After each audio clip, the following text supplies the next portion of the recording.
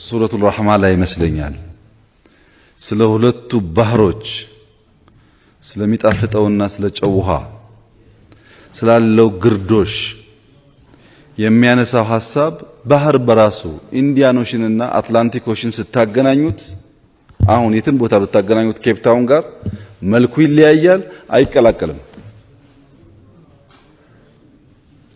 ጨለማና ብርሃን ይተዋወቃሉ እንጂ አብረው አይኖሩም። ተከባብረው ነው አንዱ ለአንዱ ቦታ እየለቀቀ።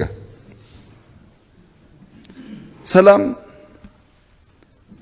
ክፋትና ደግነትን እናስማማ፣ እውነትና ውሸትን እናስማማና አብረን ኑር ቢባል የሚቻል አይመስለኝም። ይሄ መጨረሻው ጊዜ የውመል ቂያማ ላይ የሚለየው ቅድም አጂ እንዳሉት የሚለየው ቦታውን የሚይዘው እንጂ አሁን በምድር ላይ ያለን ማስታረቅ የሚያስቸግሩ ነገሮች አሉ።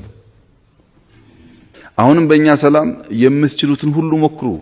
እኛ የምንፈልገው ሰላም ነው።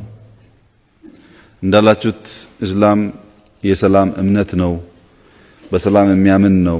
በሰላም ላይ መስራት አለብን ያላችሁት ትክክል ነው። የእናንተን ድጋፍ እንፈልጋለን።